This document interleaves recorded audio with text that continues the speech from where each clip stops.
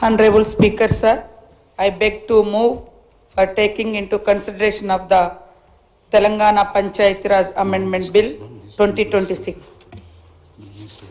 Honorable Speaker, sir, I beg to move for the taking into consideration of the Telangana Panchayati Raj Second Amendment Bill 2026. Motion moved.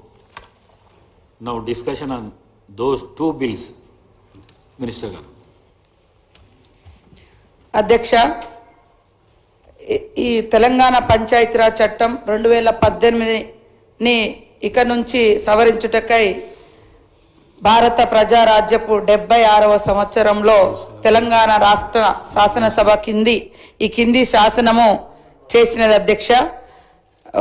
Clause 1 ఈ చట్టంను తెలంగాణ పంచాయతీరాజ్ సవరణ చట్టము అని 2026 అని పేర్కొనవచ్చును అధ్యక్ష. అదేవిధంగా రెండవది, ఇది 2025 నవంబర్ 1వ తేదీ నుండి అమల్లోకి వచ్చినట్లు భావించవలెను అధ్యక్ష.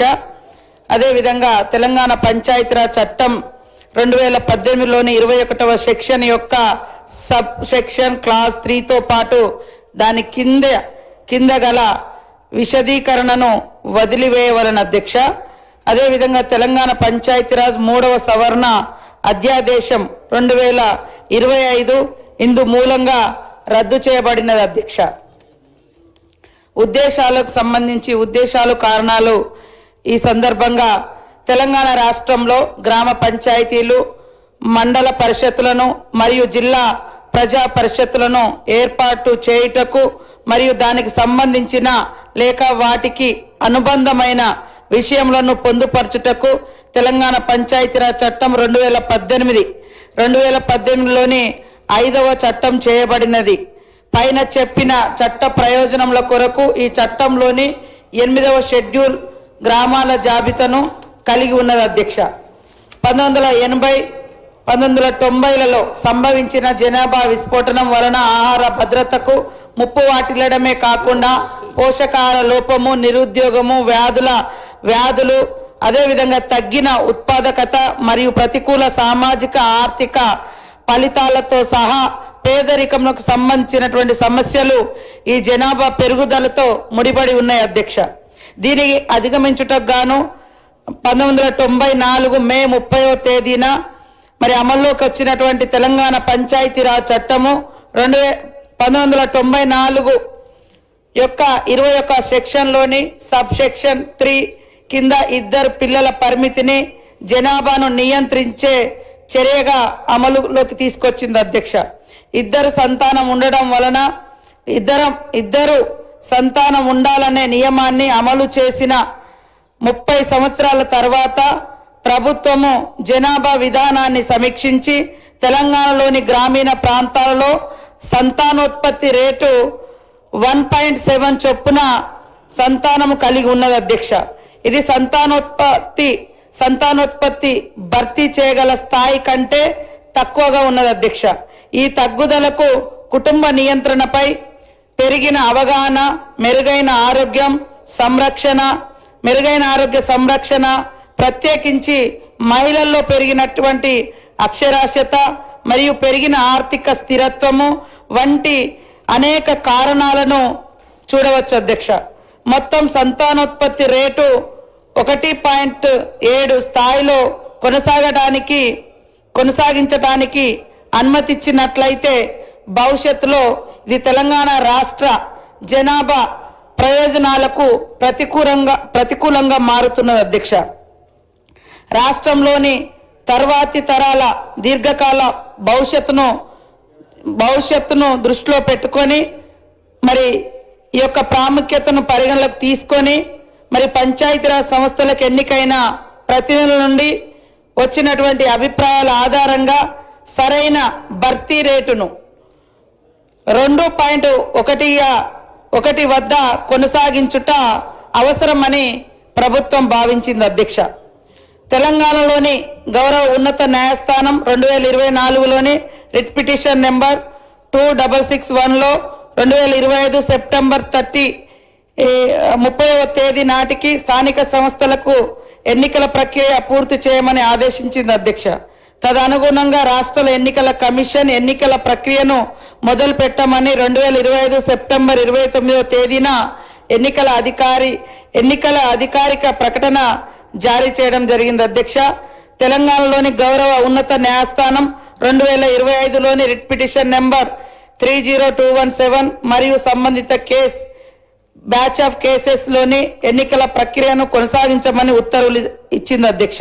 పై విషయాలను దృష్టిలో ఉంచుకొని గౌరవ ఉన్నత న్యాయస్థానపు ఆదేశాలను పాటిస్తూ ఎన్నికలు నిర్వహించుటకు గాను మరియు ఇద్దరు పిల్లల పరిమితిని కొనసాగించుట వలన కలిగే ఏవైనా కోలుకోలేని పరిణామాలను నివారించుటకు గాను జరగబోయే ఎన్నికలలో పైన చెప్పిన పరిమితిని తొలగించుట సరైనదని భావించి పైన చెప్పిన లక్ష్యాలను సాధించుటకు గాను పూర్తిగా పడిపోతున్న సంతాన సాఫల్యత రేటును మెరుగుపరచుటకు మరియు స్థానిక సంస్థల ఎన్నికలను నిర్వహించుటకు ప్రభుత్వము తెలంగాణ పంచాయతీరాజ్ చట్టం 2018లోని 5వ చట్టంలోని 21 సెక్షన్ యొక్క సబ్ సెక్షన్ క్లాజ్ 3ను తొలగించుటకు నిర్ణయించడం జరిగింది అధ్యక్ష.